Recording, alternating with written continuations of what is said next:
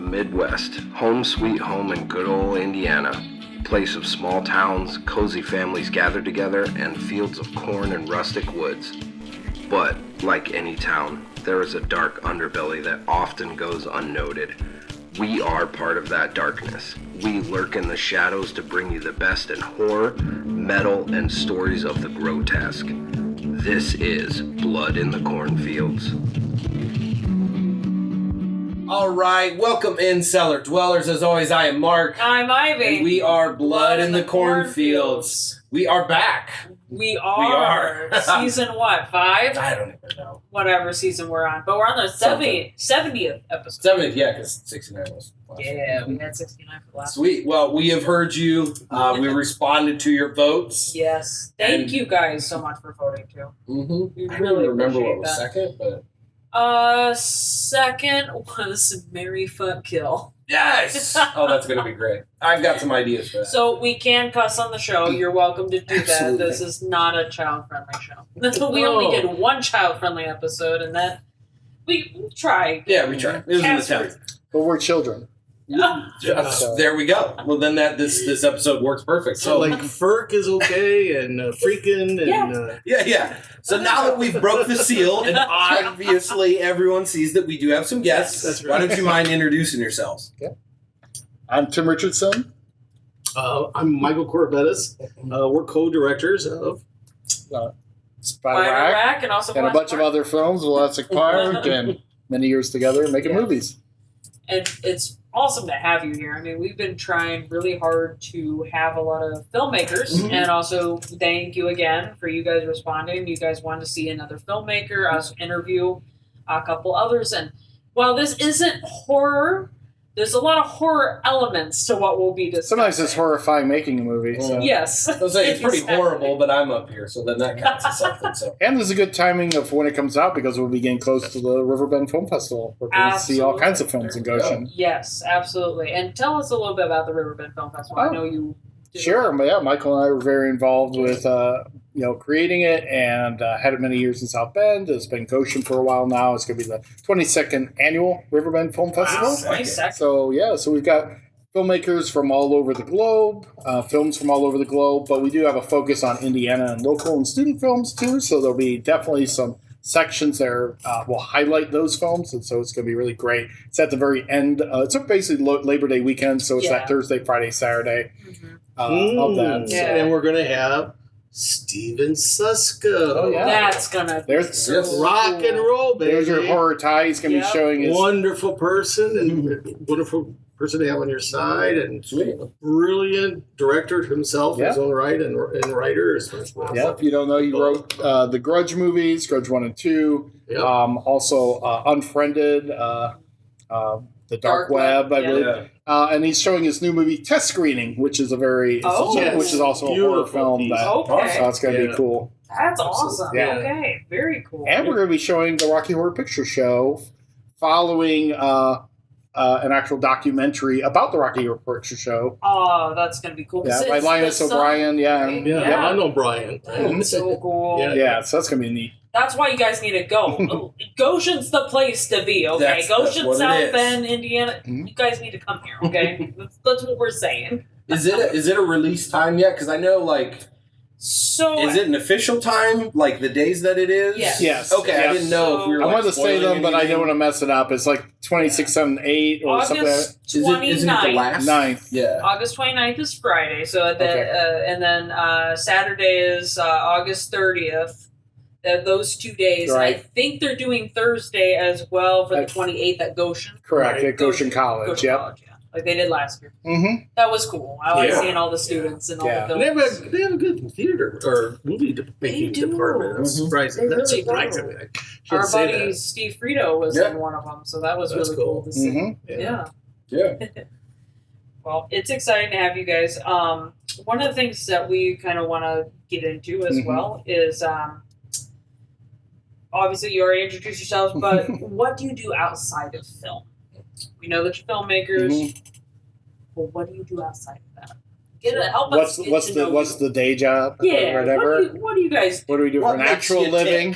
Yeah. I mean, there you go. I mean, we obviously have different hobbies and things we like that are outside of film. Like I do Lego collecting and other stuff. Comic book aficionado, horror movie lover. Okay, awesome, Right? sweet. But for the money and for the I wouldn't say the enjoyment, but for the we're in education, so it's important. So it's definitely rewarding and fulfilling. We both teach at Riley High School. Awesome. I teach the broadcast media and film production. I teach career technical education in information technology. Nice. Okay. But now remember, tech and film are wedded list. That's so cool. So how long have you been involved in film, and what roles have you both had over the years? And then lastly, who's inspired you to get into filmmaking? So two-parter. Yeah, Two-parter. I know. Take it, both of them, one for each lobe of the brain. I myself wrote my first movie script, which was based on, of course, Universal horror movies, Okay. Frankenstein especially, and so forth. Dr. Orlock's Castle when I was in 4th grade. Okay. And tried to make it, but so ended up being a screenwriter, and attempted director. But throughout those years, I was just loving the horror movies, Ray Harryhausen's, stop motion work, and I mean, on and on. And Hammer films, oh my God, Dracula, Christopher Lee. Yes. Bless his dead heart. Rest in peace. Yes. And so forth. So, yeah, I've always loved movies that in my blood, because there's so much, they tie comic books and movies, that before the Marvel Ruined it. Yeah, Ruined it. they've done. You can say it. But Took a shit on it. Yeah. But I mean, those are like, pretty much, just boards for looking at what the film is going to come with the panels and so forth. Yeah. So that's where I come from. And I started with early storytelling in a way through Lego of having stories and things going on and putting out little magazines and kind of wrote a little script, a parody of Psycho called Wacko that we tried the film when I was like in 8th grade. Okay. And then when I joined the theater group, theater students at the end of my junior year in high school, I'm like, well, I got some actors here and my friends like doing skits we've been doing for a few years, inspired by Mel Brooks, Monty Python, Saturday Night Live, all that stuff.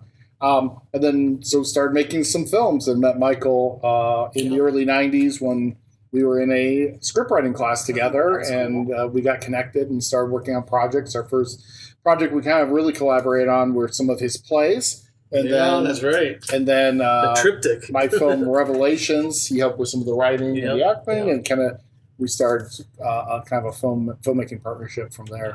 The grokking was starting. We were grokking. Yeah. Right. So we've done a lot of variety of films. From the early ones were Revelations was very religious horror, sci-fi. Then it went on to a coming-of-age Amish story with Bloodlines.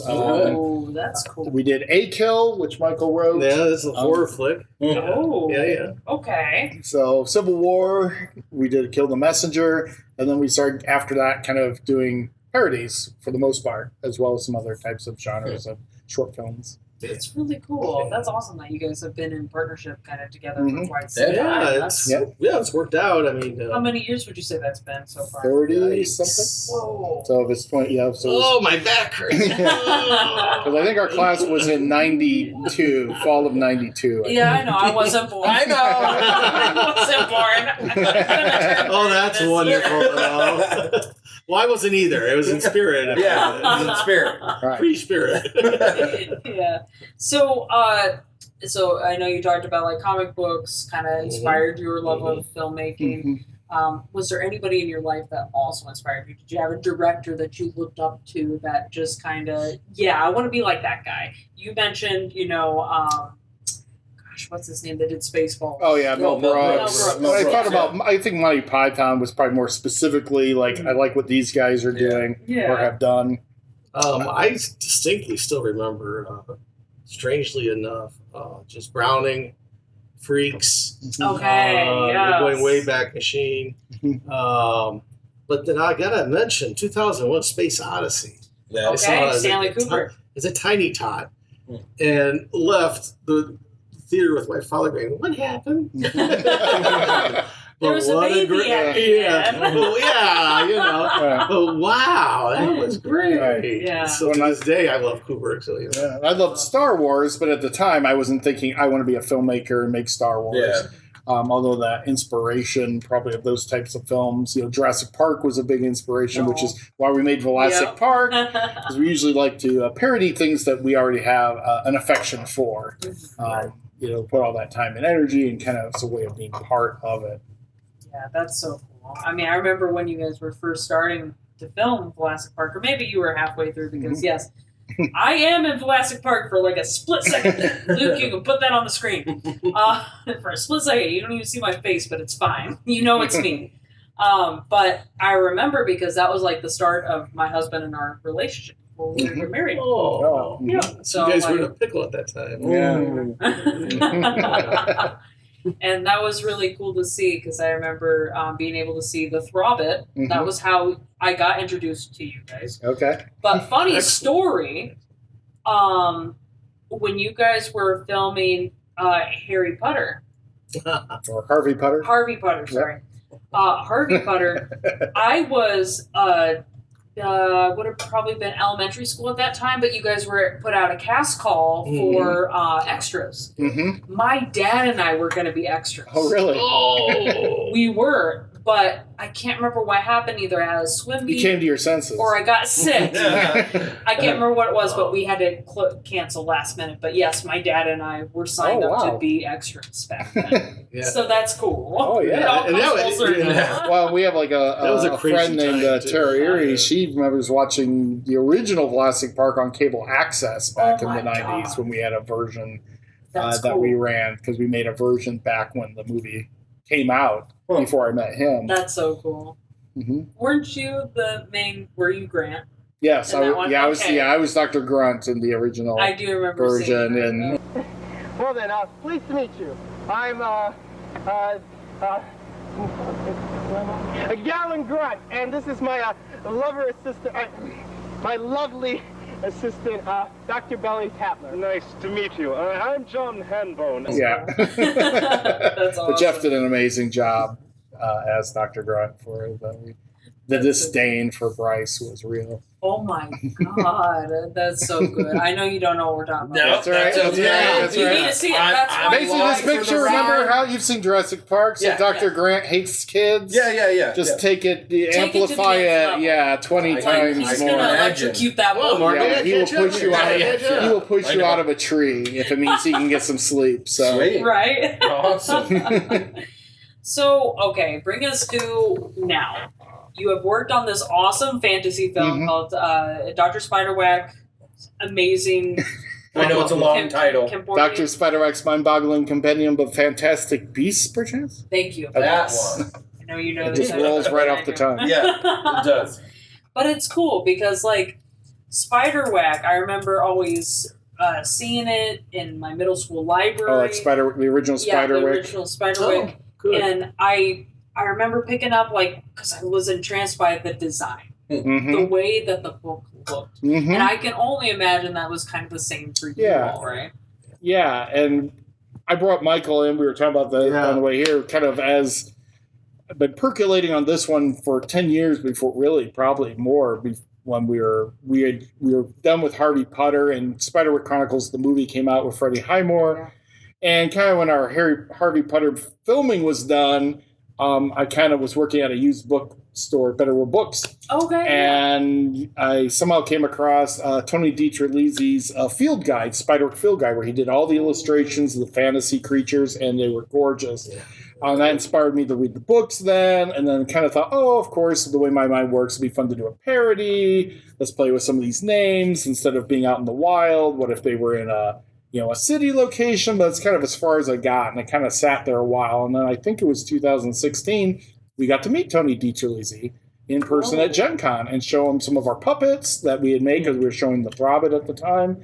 And his reception was really welcoming and warm, and we showed him some of the parody illustrations. So really kind of got motivated, like, at that point, well, maybe instead of the movie might be a lot to make, but I'll make a parody of his field guide. So I spent a lot of time like, I can just do this by myself. So I drew, parody, wrote it, and sent him a copy of the book. And so that's kind of how it started. And then we started thinking, well, could we turn this into a movie? We were working on Burton Juice, was kind of percolating, and we're like, well, this is going to take a while. Yeah, is there something we could kind of do in the meantime? I'm like, well, this is urban fantasy. Maybe it won't be that hard. Like, it's modern settings with some puppets and costumes. I mean, it was very hard still. Yeah. Especially trying to make our own version of it based off of not just being Spiderwack Chronicles, because that's a limited audience. So Michael brought up bringing in Fantastic Beasts. And his love of Greek mythology, too. Greek mythology, yes. Adore Greek mythology. It's funny, speaking of Spider, I saw the movie. I wasn't aware of the source material. Mm-hmm. And that was by Mark Waters, who went to Riley, I believe. Really? Yeah, right. Oh, And so that's South cool. Bend, with Daniel Waters, who did Demolition Man and That's so cool. Heathers. and Heathers and so yeah, was a forth. good one. Yeah. So anyway, it's just a So we have two. So we have the real Spiderwack movie and the parody, both from directors from South Bend Riley. That's badass. That is whoa, synchronicity. That's pretty interesting. That's cool. So tell us about the movie. What is the movie about? Well, Do it. my goodness sakes. Well, our main character, Jareth, is a podcaster. Fancy that. Okay. There we Named go. after our own There we house. go. Yep. And he's looking for Bigfootish Right. type character, the urban version, Right, urban Sasquatch. Yeah. And other creatures. and that he other thinks- creatures, yes. And then what ends up happening, of course, he's the heir of magical powers, and we have God. It's so complicated. Yeah. Let me state this. Yeah. Yeah. When we first got halfway, would you say, we had 3 scripts in one. Oh, wow. So we really tore out, would you say, 2/3 of this? There could be 2 wholly different movies. Yeah, we end up stopping at a certain point where we go, this is a cool story, but it's unproducible. And we had to kind of go back to scratch on some of it. Right. Par it down. And then because we were tying in elements that we liked from Spiderwack, but then also Fantastic Beasts, bringing in, a new Scamander type character. Oh, yeah. That opened it up, and it also helped tie it into Harvey Putter, because now it's kind of part of the same world, because he goes back and forth, and then we brought in Jurassic Park and some of these other elements, and it kind of became part of our, we kind of call it part of our film Somehow Cinema, so it's kind of part of the Somehow Cineverse, as it were. Yeah, I love meta, any kind of meta reference, so maybe too much, but I mean, that helped us with this kind of meta piling up our different universes on top of each other. They're all related if you have the benevolent banana. Of true. the benevolent banana. But the core gist was that, this guy finds, his uncle he's never heard of, his field guide to urban magical creatures. And that really is part of it, because now he's always dreamed of, hey, they're real. And then has to figure out what happened to his uncle. And there's this villain who also wants the book, much like Spiderwack Chronicles. So there's a lot of things that are similar. That's a and some are not. Yeah. Yes. Villain. That's a cool villain. Yeah, which is part of the other scripts. Does a great job. Yeah, that man. Mr. Skiba. And we had so much more backstory to him that we couldn't really fit in. Yeah. We had to trim a lot of stuff. I don't know who you got for a young. What's the villain's name? Help me out. I'm so sorry. I didn't know who you got to play the young villain, but he's did a really good job. Oh, you mean Karnoff when he was younger? Yes, yeah. I'm a former student of mine. Okay. Yeah, Matt. Yes, that's right. I thought he did a pretty good job. Yeah. He did. Kind of the origin story of how he became Karnoff and his father I gets can killed. see how he could become that guy. For sure. And then Matt also did our sound design. Oh, did he? For that's it. cool. Yeah, spent over a year meticulously putting in all the. Yeah. And that backstory also tells you about Karnoff's foot fetish with shoes and so forth. Oh, that's right. Well, it's fetishes come from Everyone's got their kinks. Yeah, it's good for Tarantino, Yeah. That's right, yeah. So I know you guys got some visual aids. We loved it. Sure. Sure. I get you could each grab one. Examples. You can each grab one. Why don't you grab this guy? You Okay. grab him. Yeah, Sounds like you're my familiar with that one. Sniffler. You're the goat, so Yeah. all right, there we go. You're the goat. That's the scapegoat. The scapegoat, yeah. Oh, you dropped this tissue. Oh yeah, Come yeah. here, buddy. Here. This one looks like you. So, no. That one looks like they've dated. Oh my So god! you've dated. Good. Yeah. You think they've dated? And they might. Yeah, these have been in the bin for a minute, so yeah, he might be. These were actually so this is one of the two goblins. They were made for the Throbbit to be part of the goblins working for the Goblin King. They were tech people, but we love the sculpt. These were hand sculpted out of clay and then made a copy of out of latex by Todd Davis, who's a master at creating great characters. So we wanted to use them again. Then Hogsworth. This is the one Lucas played this character. This little guy. Yes. He's a snob goblin, so he's very posh and pretentious. He would love what we're having. Mm-hmm. We have drinks. Yes. Yeah, exactly. That's right. And we thought we lost. Well, I know this is getting ahead of things, but we thought we lost him and many of these others in a fire. Yeah. That the warehouse burned down that we were supposed to film in. So, but he was preserved in the someone tub. else who had a warehouse that burnt down? That's him. Is that okay? That's him. But we were talking to someone else too that was involved had stuff in that warehouse too. I forget who that I was. can't remember who that was either. Yeah, we had another. It might have been. Vince has Did his Tim own Woloch stuff. have stuff in there? I don't think so, but he probably utilized it. Someone we've interviewed before had the same problem. If you You guys had their remember. stuff in the warehouse. Yeah, in the comments, please put it in there. Or if it's you, Then Michael please tell loved this. Tell us what this is called, Michael. Oh, the scapegoat. the scapegoat. Scapegoat. Yeah, because it's Sorry. Convict. And you've got the Sniffler. So based off the Niffler, but this is an original puppet design I put together to kind of create the character. This puppet's an original creation. Obviously, this is a puppet we bought and then dressed up. Then he's like a hybrid. So we bought a pig, rather than making from scratch, bought this kind of Folkmanis pig puppet and this jacket, and then kind of I did all the extra additions to give him his personality. So. No. He said with that little nose. Smells like goodwill. Smells like goodwill. So there were definitely a lot of puppets in the film, which was cool, but it does introduce, other things you have to kind of deal with as you're making the project. Yeah, it was a attempt to also obviously add practical effects, and we were not dealing with just green screen special effects and doing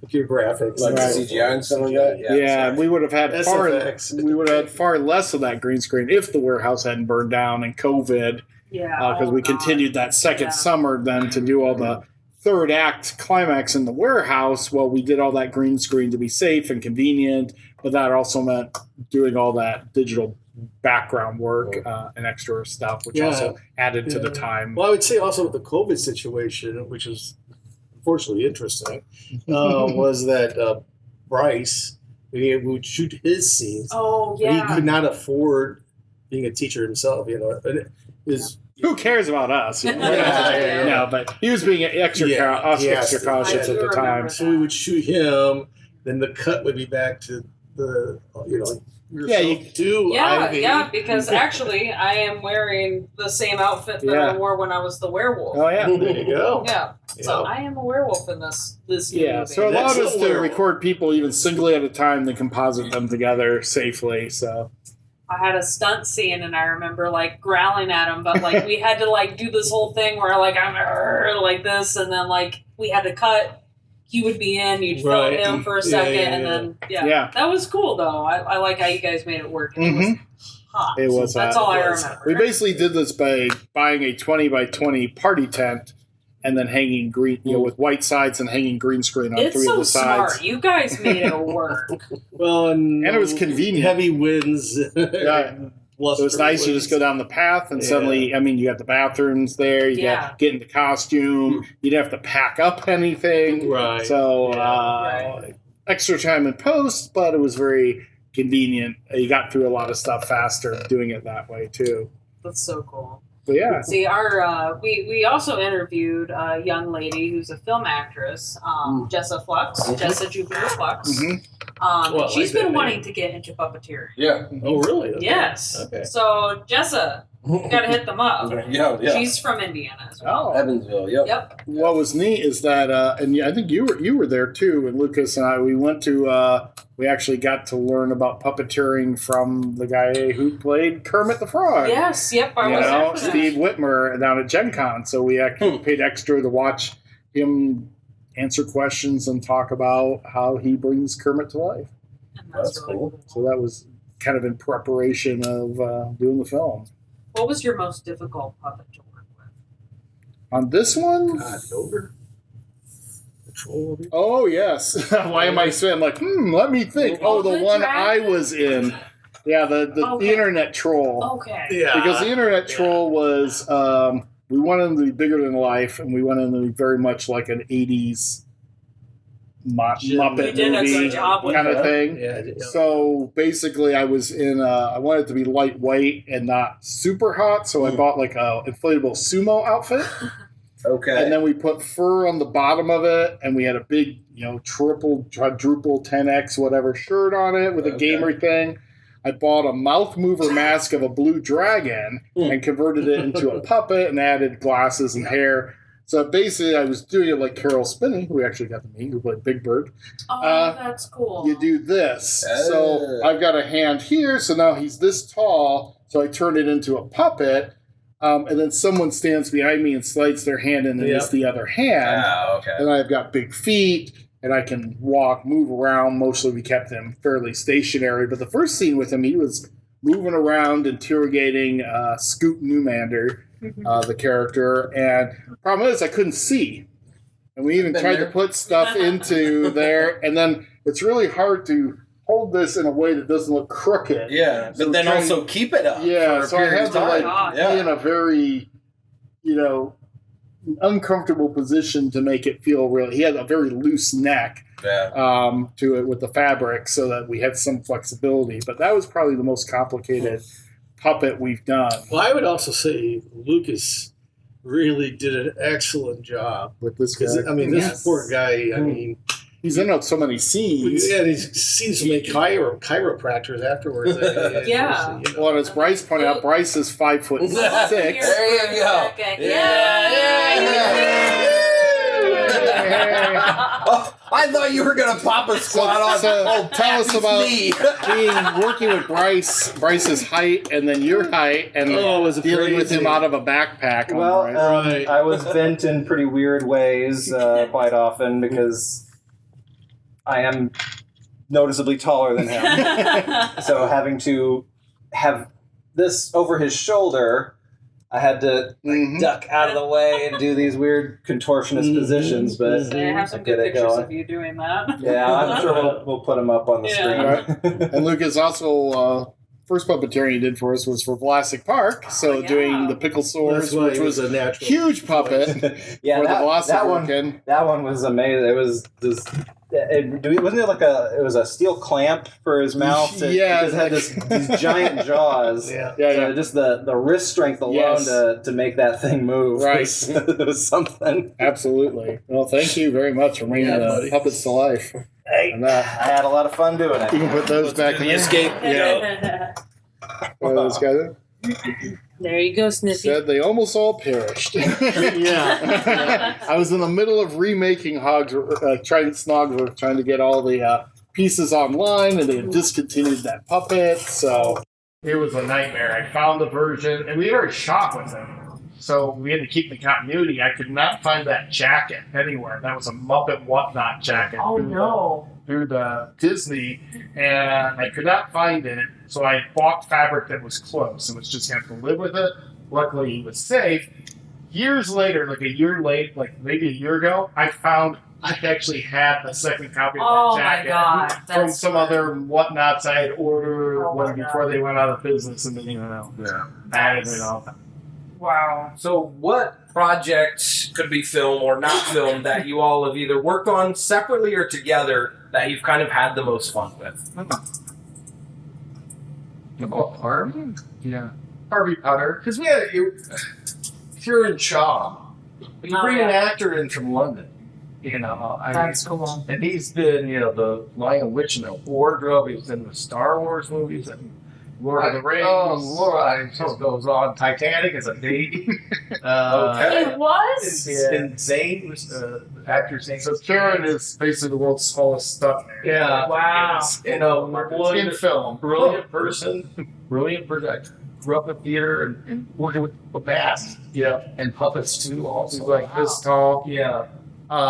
Yeah, so he's been in tons of stuff. He was in He's been our producer. Legend. Ever since too. That's awesome. Yeah, Legend. Oh, that's You right. can actually He was. see him, but you know, Usually he's in a mask. Yeah. Sure. Like someone Yeah, else. So Oh. it was very cool. We met him through Dork of the Rings because we were at a small Lord of the Rings convention out in Seattle and met him and his nephew. yeah, yeah. And they were making a short film. We're like, well, we have a film festival. So we showed their film. We're like, hey, would he mind doing like an intro on our DVD? Some funny thing that we wrote. So he did. Sent it to Oh, us. that's You know? And so that's kind of started the relationship. And then he said, well, we'd love to have him in our next movie. We don't know how that would work. This guy's like a professional Hollywood actor. You know, what would it cost? And, you know, we can't go into the details, but he essentially did it for squat. Yeah, You know what I mean? Lodging and food and whatever else he needs. that's cool. That's And so he's continued to support us, and he's in Spiderwack. Right? He plays the gnome. He's the gnome. That's right. Yeah, yeah. We zoomed it. Yeah. So That's so cool. I gotta say, one of the for those of you who are making movies out there, also or wanting to, you can't.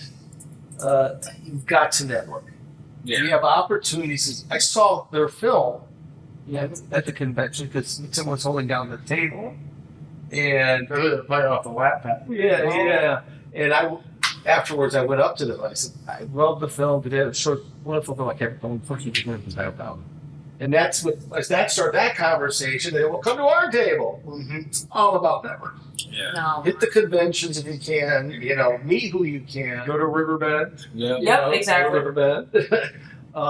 It's just, you don't know, again, I'm going to use the word serendipity, you don't know, or synchronicity, where things align, stars, Yeah. or black hearts, or whatever. Absolutely. I You mean, know, hell, but- even. Don't go ahead, sorry.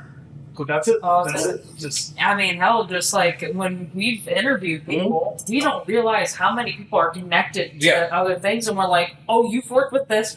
Whoa, that's cool. Yeah. Yeah. so So, you got big. yeah.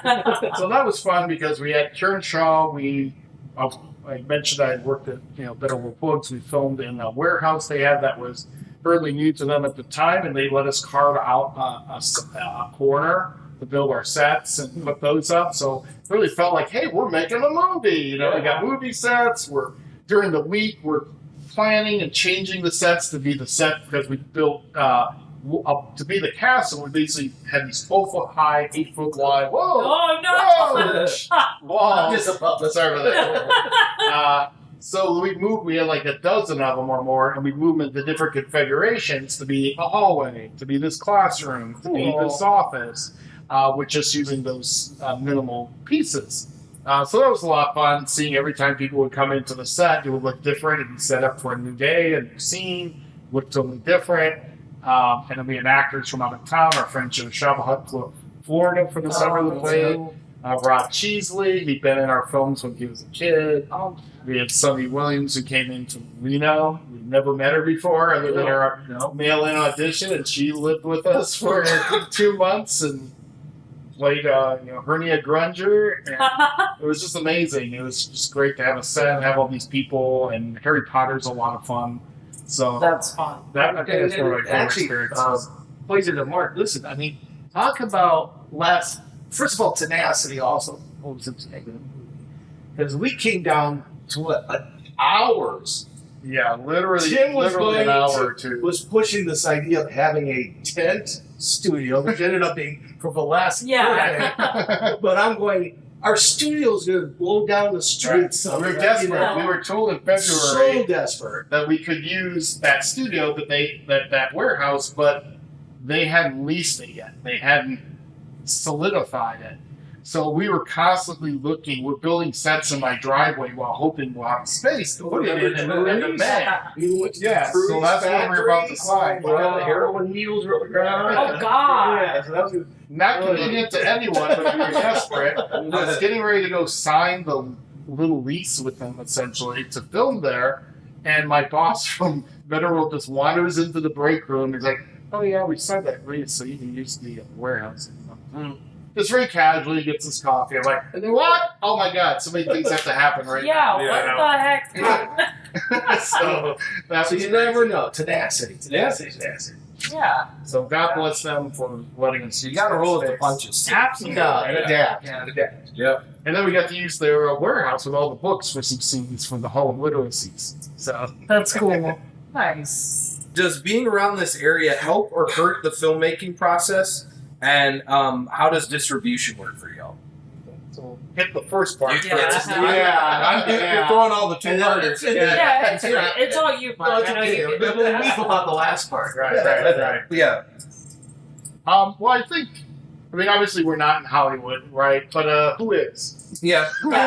Anymore with film production, and it's great. It's a different animal, but I really like being able to have control, no one's going to pay us money to make these kinds of movies. I don't think. We do wish we had more sometimes. It would solve a lot of problems. I was saying, like resources and stuff like that, because I think it would be a trade-off. It's like, yes, we're not having to fight against a bunch of other people and having to be not outbid, but so to speak, like that. But are there enough resources really to get it done? Is what I would kind of wonder about. And they have their own. I mean, making movies isn't easy when you have $1 or $1 billion. It's still a grueling process. So I think being able to have that creative control, we talked about in the past. We've talked about like the fact that you have to come up with a solution. Because you don't have the resource that you might have if you had more money. So that allows you to think more creatively and problem solve. So you have to get to meet with a lot of great people, people who aren't in it to make just make money or to win an award. Everyone's working. We're filming on the weekends. Everyone's got their day jobs during the week. We're all in kind of the same boat, and they know that we're putting our all into it. If they give their time to us for free, they know that we're also doing the same, and then we're putting our all. And there's quite a community in Indiana. Filmmakers, American filmmakers. Oh, that's cool. Yeah, there's MAP, and then the Indiana Filmmakers Network. Sorry, chapters across the state. So we're American Filmmakers meets in South Bend at WNIT. Really? In their community room. Yep. That's cool. Yep. So we've been there. We've been around for about 20. Well, actually, around the time we started the film festival. So over 22 years. Okay, that's cool. In fact, the impetus to make the film festival was seeing how many local and state and regional filmmakers there are to give them a venue to show their work. So, and then there's, yes, but I love to shoot a blog, just in a book or two, or Canada, of course. But we make do with what, with lemon rinds we have to work with. Right, that's what green is. Indeed. Or blue screen. And as far as Distribution. Yeah, which we were talking about. we were talking about that before. Yeah. It's always a little. Is James Pinchboke? I don't know. Thanks to stream. Thanks to YouTube and streaming, there are more opportunities for filmmakers to get their stuff out there. So we're really hoping to get. We do have some films on Amazon. We've offered some of our stuff free on YouTube at a certain point. Spiderwack, we're really hoping to get on Amazon, but their standards and different things have changed on what they'll take.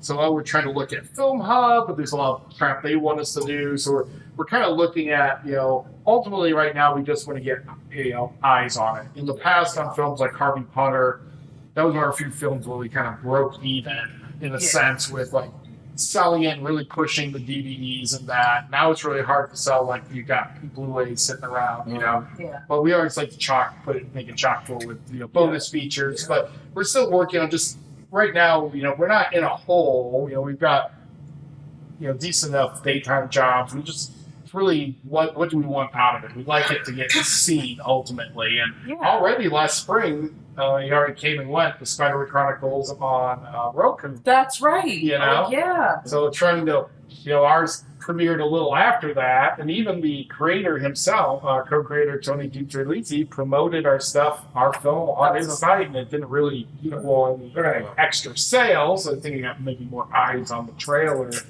but it's really hard. I think people aren't making that extra step to pay for a thing they're not, don't know about the way you might have back in the day. Oh yeah, Yeah, like at the video store, you're judging off the cover, and you're like, "Shit, yeah, this looks good. Fuck it." But if I go, "Hey, this is streaming free on Tubi or something," they go, "Oh, okay." People don't have the attention spans risk anymore, to me. too. Yeah. True. Right, True. exactly. The other thing to mention, though, are what the liberals are. Mhm. Just for the distributor, distributor. Tell them about our Civil War movie. Yeah, So we went through this. Yeah. that was okay. interesting. Professional distributor. Yeah, At which that time. I don't know a lot about. We ended up basically. Was that BC? It was out of Chicago. Fort We connected to this distributor. When we made our Civil War film, we're like, well, how are we going to market this thing? It's beyond what we're going to be able to put out there. We tried to put it like an ad in a Civil War magazine that we would need anywhere. But our cinematographer knew a distributor named Rocco in Chicago. Everybody Whoa. knows a Yeah, lot. yeah. Yeah. And we filled out all this stuff, and at that time we were dealing with tape. This was 2003. And he took it to a market. I do. My sister was born. Just checking. Yeah. He took it to some This is why we like dye our hair. American film market or like a thing, an exhibition, and supposedly it kind of got picked up and maybe screened in some other countries and things, but ultimately we signed the contract. There was all this stuff that was basically after they get paid all this money for all their work of advertising crap, maybe then we see something, and we never saw anything, and we were just glad that they didn't try to give us free. Right. So Nice creative account. yeah, we basically, couldn't get answers from them we wanted, and kind of just said, okay, well, we're taking the phone back. Yeah. Yeah, not kidding. But so But I give you an example. things change, but right now I'd say self-distribution is mostly what we've done. Yeah.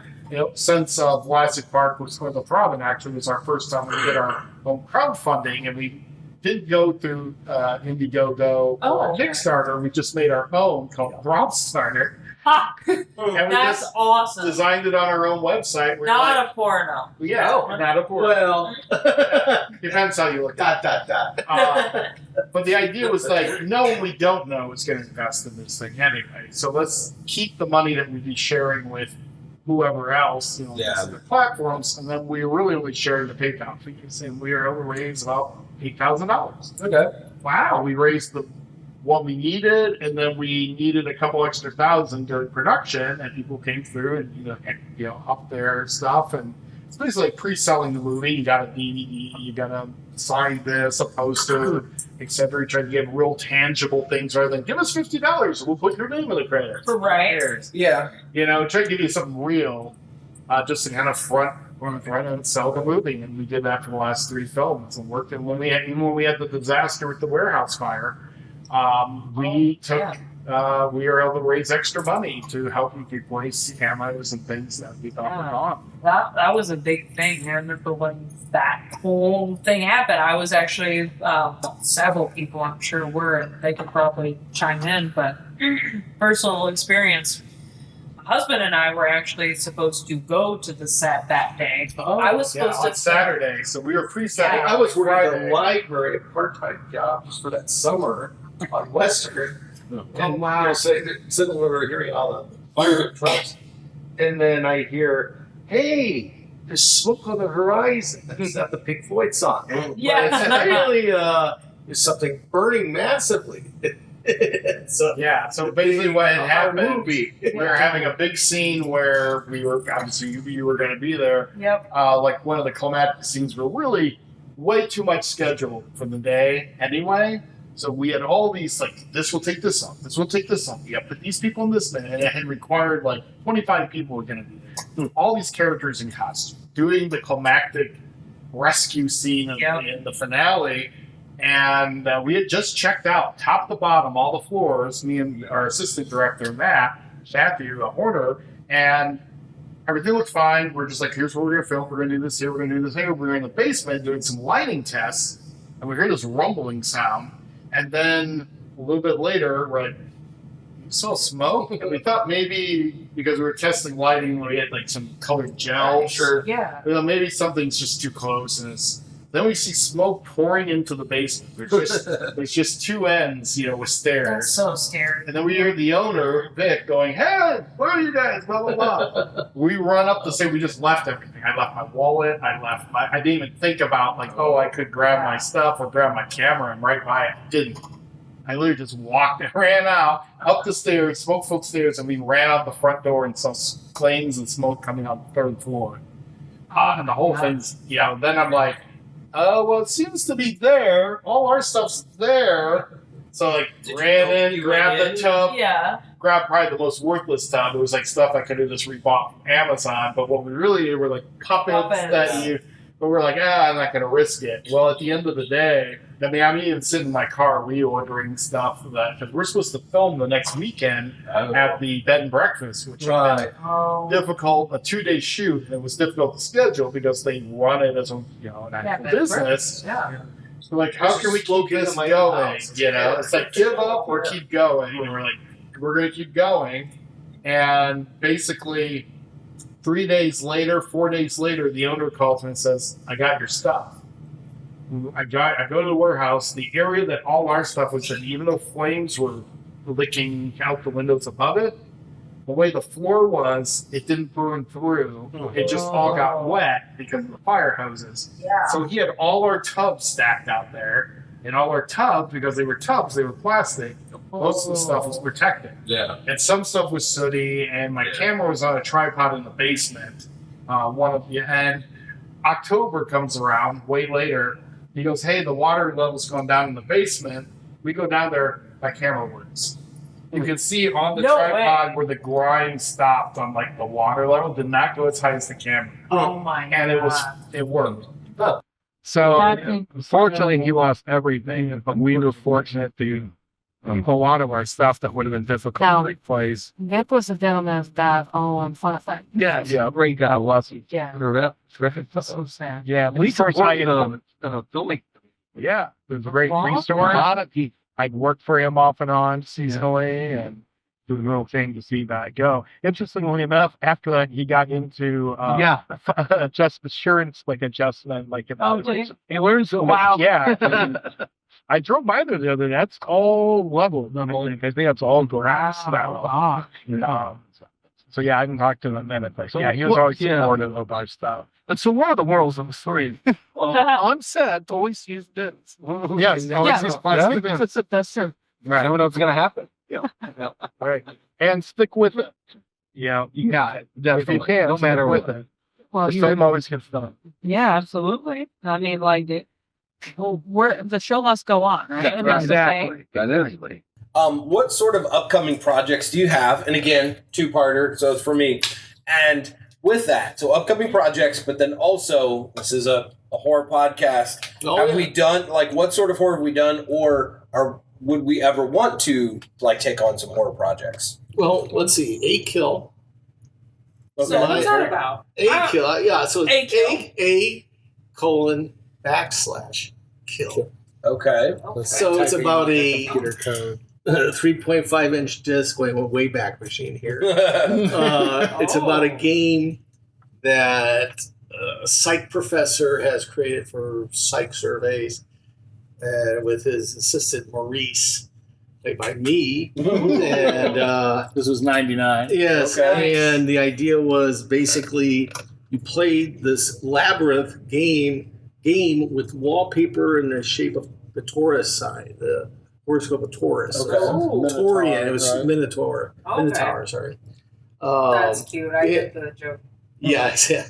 And basically it released your primitive part of the brain, a la like Altered States does, Ken Russell's movie. Because it's supposed to help make you smart. Increase your IQ, but then it goes in reverse. And so we have attack zombie-like students. They're not zombies, but I mean, they'll rend you to pieces. Oh. Because it's going back to your primal id. Oh. And we have the hero and the heroine. They work in audio, visual. Yeah. I was working in that department at the time. It all took place on the IU South Bend campus. We got permission at that time That's so cool. to do it. So we also filmed it in black and white because one, we thought it looked cool. I love black and white. But more importantly, we had a new camera and we knew we'd forget to white balance it. And so we're like, Just do it all in one we time. didn't have a good way to fix it in post at that time, VHSs. So That's cool. And the beauty of making a horror movie, at least for me, is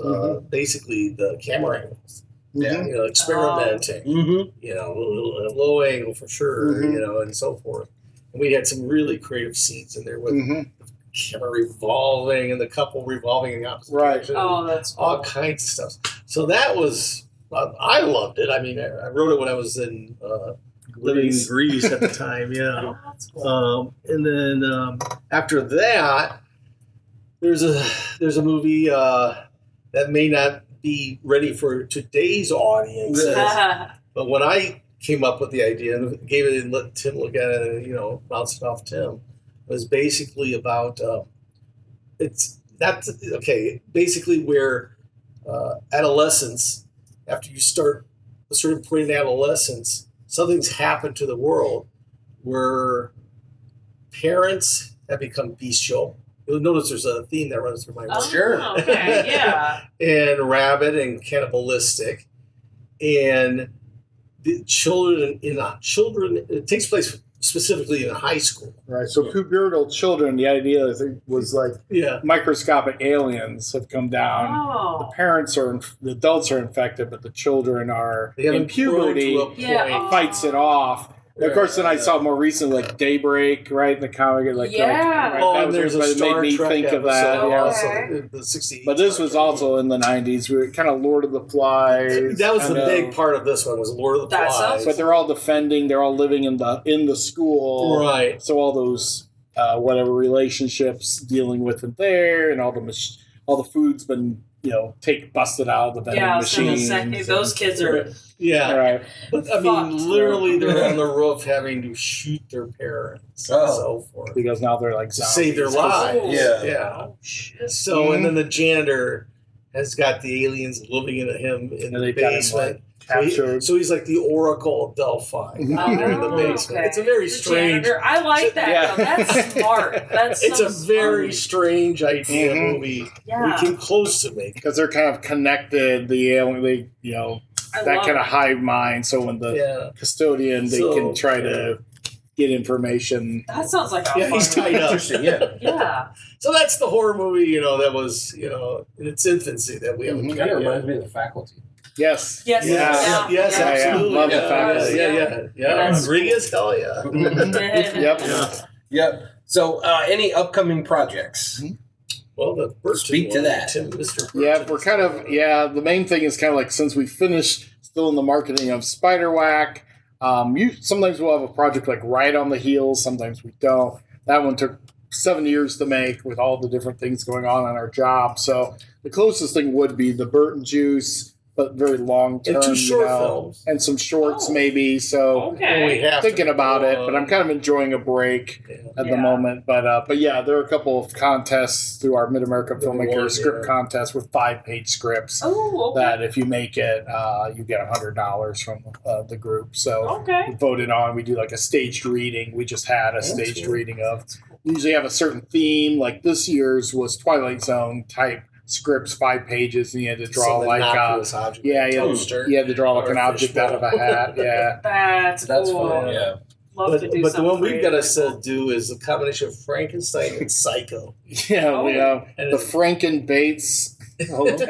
that. It's pretty, That's awesome. very It's strange. pretty out there. And the other one is, Jay and you had to do Silent Meet the Bob. Parents, like Oh, not the movie Meet the that's Parents, but like the idea of meeting the love, the significant other's parents, Oh. but it had to be in the style of different directors. So he got I got Kevin Smith. Smith. Oh my god. So, you Jay can and just shoot Silent it Bob, black and white. heterosexual Black and husband white, and Life, Yeah. life yeah, mates. they And their Cool. daughter. brings home- her new fiance over. Oh. That's cool. And Cheech and Chong, And you and get all these Walrus, references and, to- Walrus, and Interesting. all those good awesome. movies of.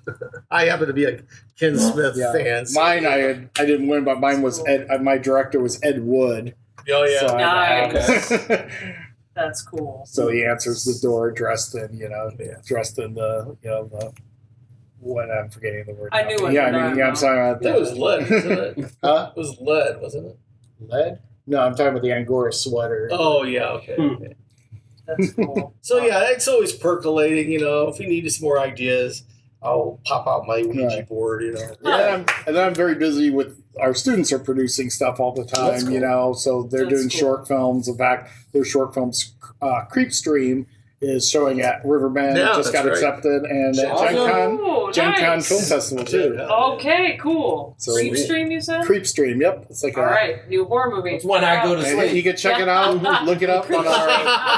I'll send you the link. It's really short. It's all done like a Please. sleep streamer, a gamer, and then Yeah. like weird things happen. That's cool. hmm Absolutely. Awesome. So one thing I'm gonna kind of try and shift and do a little bit more with the podcast, but Okay. it is very difficult and our schedules are insane. Yes, But right now. cryptids, do we have a favorite creature or cryptid? I mean, your movie's chock full of Yeah. So- The ones we invented too. Yeah. Yeah, could be that. Yeah, what if it is one that you invented? I mean, it could be real. I mean, aren't they all invented? Until they're found. Yeah. Until they're found. Those pyramids are quite perplexing. When I was a kid, I always like in middle school. I remember like whenever we had to do like a paper or something, I would research like Loch Ness or Bigfoot. Yeah. So that was interesting. But I don't know if I have one particular. I mean, I kind of like the idea of Nessie, even though it's completely implausible. But Yeah. I like the romanticized version of it. I think it's because kids like dinosaurs too, so Yeah. it stuck with me. Also, the movie Water Horse. I don't know. For Yeah, me, yeah, it was yeah. really sweet. I Yes. really liked Yeah, it. okay. Agree. Yeah, you can't. Yeah. I'd have to go with the Kraken. Okay. Ooh. Release the Kraken. Yeah, yeah.